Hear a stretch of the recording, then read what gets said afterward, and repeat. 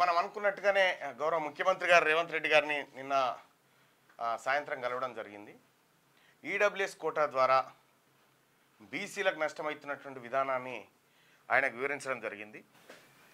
Sir మూడోసారి వచ్చి ఈ అంశం పైన తమకు నివేదిక ఇస్తా ఉన్నా, కానీ ఇప్పటివరకు చర్యలు లేవు అని చెప్పడం జరిగింది.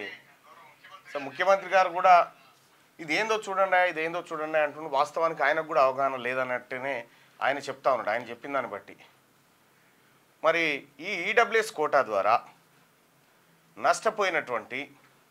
నష్టపోతున్నటువంటి బీసీలు, ఎస్సీలు, ఎస్టీలు అండ్ ఓసీలు కూడా ఓపెన్ కేటగిరీలో రావాల్సినటువంటి పోస్టుల విషయంలో కూడా వాళ్ళు నష్టపోతూ ఉన్నారు. ఇది క్లియర్గా వివరించడం జరిగింది. ఈ రిజర్వేషన్ ఇంప్లిమెంటేషన్ విధానం ఏదైతే ఉందో ఇక్కడ ఈడబ్ల్యూఎస్ అది శాస్త్రీయంగా లేదు, దాన్ని సరిచేయండి అన్న విషయాన్ని కూడా చెప్పడం జరిగింది. ఇక్కడ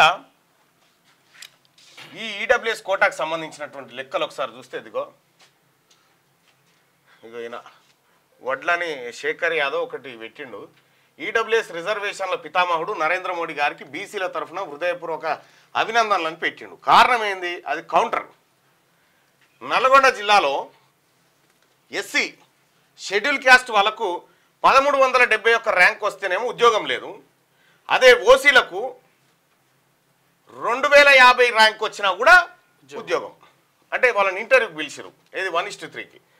ఆదిలాబాద్ జిల్లాలో ఎస్సీ ఎస్టీలకేమో 452 ర్యాంక్ వస్తే ఉద్యోగం రాదు.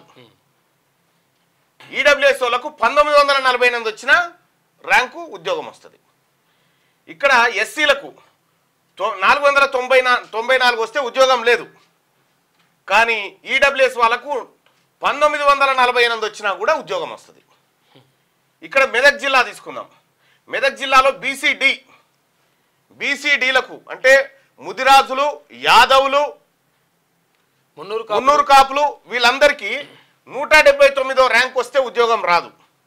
కానీ ఇదే మెదక్ జిల్లాలో ఈడబ్ల్యూఎస్ వాళ్ళకి 591 ర్యాంక్ వచ్చినా కూడా ఉద్యోగం వస్తుంది. ఇక్కడ హనుమకొండ తీసుకోరి. హనుమకొండలో బీసీడీకి 112 ర్యాంక్ వస్తే ఉద్యోగం లేదు. కానీ అదే అప్పర్ క్యాస్ట్లో ఈడబ్ల్యూఎస్ రెడ్డి గారి పిల్లలకు, వెలమూల పిల్లలకు వీళ్ళకి మాత్రం 377 ర్యాంక్ వచ్చినా ఉద్యోగం వస్తుంది. ఎస్సీలకు కూడా 182 వచ్చినా 183 వస్తే రానే రాదు. 183 వస్తే రాదు. ఇక్కడ ఏది ఖమ్మం జిల్లాలో కూడా ఎస్టీలకు 878 వస్తే రాదు. 1224 వచ్చినా కూడా ఈడబ్ల్యూఎస్ వాళ్ళకి వస్తుంది. నారాయణపేట అదే, సూర్యాపేట అదే. తెలంగాణ రాష్ట్ర వ్యాప్తంగా డిఎస్సిలో జరిగినటువంటి ఘోరం ఏంటంటే కేవలం ఈడబ్ల్యూఎస్ కోటా కింద 110 పోస్టులు రావాల్సి ఉండే వాళ్ళకు. 110 పోస్టులు రావాల్సి ఉంటే 1100 పోస్టులు ఇచ్చారు ఇప్పుడు వాళ్ళకు. అంటే దాదాపుగా 1000 పోస్టులు, 1000 ప్రభుత్వ ఉద్యోగాలు అప్పనంగా తీసుకుపోయి వాళ్ళ పల్లెంలో పోసారు. ఈ 1000 ఉద్యోగాలు ఎక్కడ ఉండాలంటే ఈ 1000 ఉద్యోగాలు ఓపెన్ కేటగిరీలో ఉండాలి. ఓపెన్ కేటగిరీలో ఉంటే చాలా మంది దానికి కాంపిటీషన్ తీసుకొని ఆ ఉద్యోగాన్ని సాధించేవాళ్ళు. ఇటు ఓపెన్ కేటగిరీ అభ్యర్థులకు నష్టపోయింది. ఇంకో గమ్మత్ ఏంటంటే ఇక చూడు, వెలుగు దినపత్రిక ఓపెన్ చేయి. అన్ని పేజీలు ఉన్నాయి. అన్ని పేజీలు లేదు. హైదరాబాద్ ఎడిషన్. ఈడబ్ల్యూఎస్ కోటా ఎట్లా దుర్వినియోగం అవుతుంది అనేది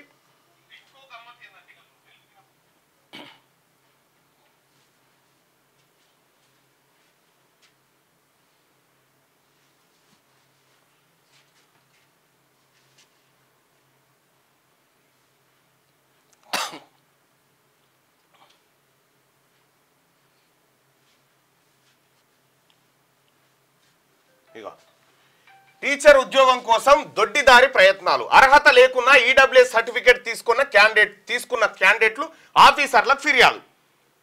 టీచర్ ఉద్యోగం సంపాదించేందుకు కొందరు దొడ్డిదారిన ప్రయత్నాలు చేస్తున్నారు. అర్హత లేకున్నా తహసీల్దార్ ఆఫీసుల నుంచి ఈడబ్ల్యూఎస్ సర్టిఫికేట్లు సంపాదించి వాటి ఆధారంగా ఉద్యోగాలు పొందే ప్రయత్నం చేశారు.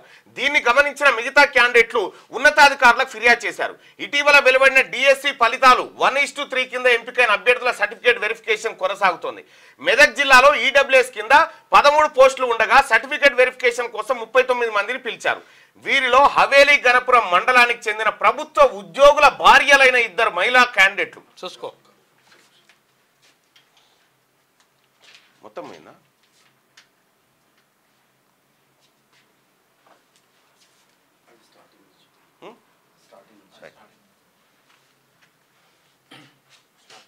రైట్. ఇక్కడ టీచర్ ఉద్యోగాల కోసం దొడ్డిదారి ప్రయత్నాలు. ఈడబ్ల్యూఎస్ ఎంత మోసమో ఇక్కడ చూడరు దొరికిరీడ.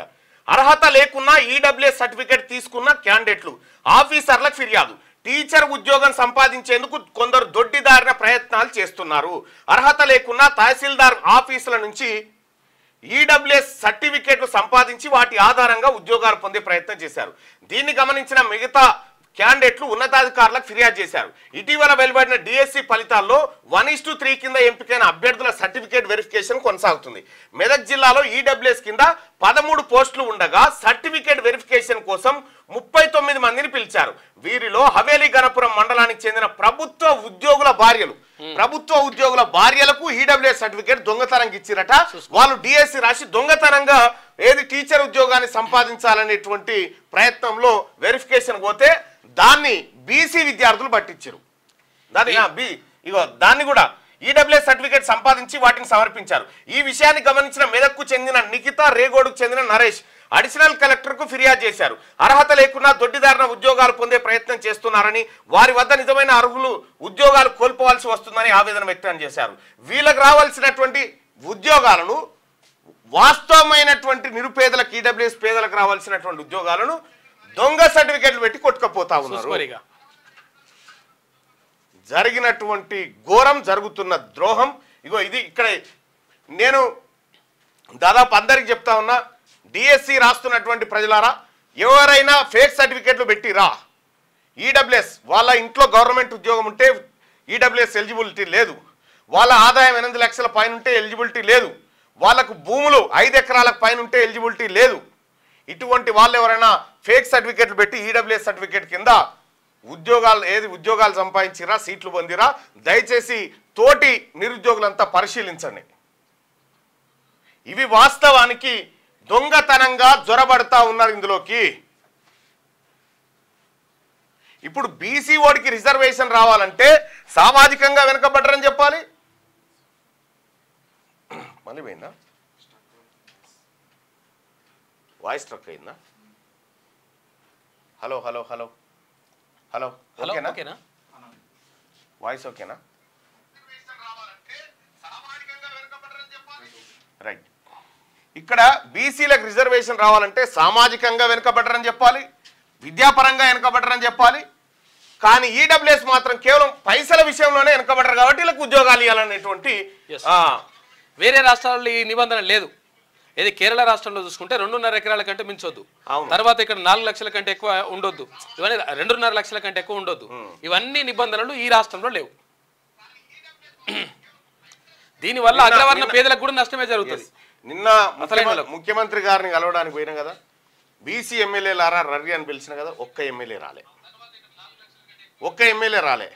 ఆలేరు ఎమ్మెల్యేకు ఫోన్ చేస్తే ఆయన నేను ఏడికి పోతా అన్నాడు, ఇది విజయవాడ పోతా అని చెప్పిండు.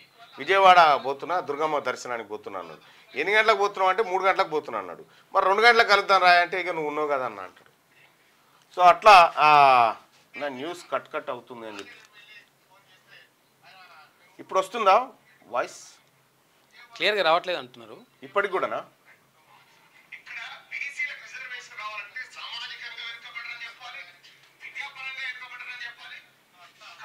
వాయిస్ ఏదో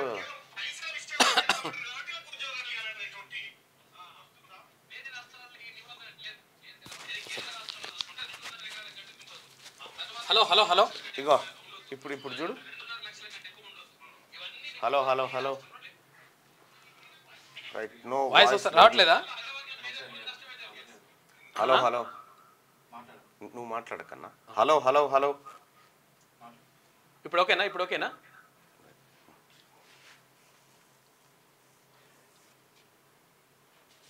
ఎంఆర్ఓలకు కూడా మీరు దొంగ సర్టిఫికేట్లు ఇచ్చి రీసౌండ్ వస్తుంది అక్కడ వస్తుంది ఏది ఎంఆర్ఓలు కూడా ఫేక్ ఈడబ్ల్యూఎస్ సర్టిఫికేట్స్ ఇస్తే ఆ ఎంఆర్ఓల మీద కూడా చర్యలు తీసుకోబడతాయి. మీరు అర్హతలు పరిశీలించిన తర్వాతనే ఇవ్వాల. ఈ ఈడబ్ల్యూఎస్ విషయంలో రైట్. Thank you. అలాగే ఈ మార్నింగ్ న్యూస్ను లైక్ చేయండి, షేర్ చేయండి సోదరులారా. జరుగుతున్నటువంటి అన్యాయం కళ్ళ ముందు జరుగుతూ ఉంది. కళ్ళ ముందు జరుగుతున్నటువంటి అన్యాయాన్ని ప్రశ్నించాలి కాబట్టి, మాట్లాడాలి కాబట్టి నిన్న పోవడం జరిగింది, సచివాలయానికి పోవడం జరిగింది. సచివాలయంలో ముఖ్యమంత్రి గారిని కలిసి రిక్వెస్ట్ చేయడం జరిగింది. అయ్యా మా వర్గాలకు అన్యాయం జరుగుతుందని చెప్పి. అంటే ముఖ్యమంత్రి గారు విచిత్రం ఏంటంటే ముఖ్యమంత్రి గారికి ఈడబ్ల్యూఎస్ ఇష్యూ తెలియదట. అదొకటి విస్మయం కలిగించేటువంటి అంశం. నిన్ననే పోయి మాట్లాడడం జరిగింది.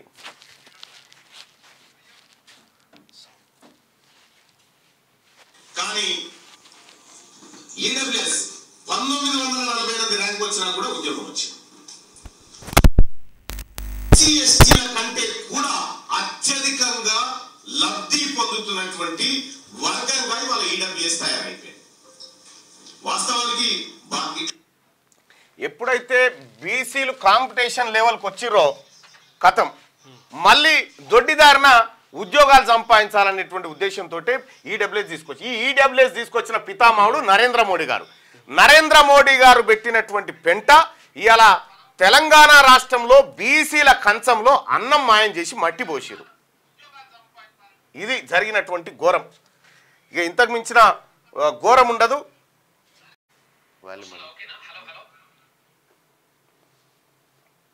Okay right. ఇక్కడ బీసీలకు జరుగుతున్నటువంటి అన్యాయం ఇగో ఇది పట్టబాటిలి. ముఖ్యమంత్రి గారికి 3 సార్లు నివేదిక ఇచ్చిన తర్వాత ఇది ఏందో చూడండి అంటే విచిత్రమైనటువంటి అంశం. వాళ్ళకి తెలిసినా కూడా సపోర్ట్ చేస్తలేరా ఏందనేది నాకు అర్థమవుతుంది. అధికారులు ఏమైనా పక్కకు పెడుతురా మరి? అధికారులు ఎందుకు కథ? క్యూ న్యూస్ ఛానల్లో పనిచేయటకు అనుభవం గల సీనియర్ వీడియో ఎడిటర్స్ కావాలను సంప్రదించవలసిన నెంబర్ 8688926084. qnews@gmail.com ను సంప్రదించండి. లైక్ చేయండి.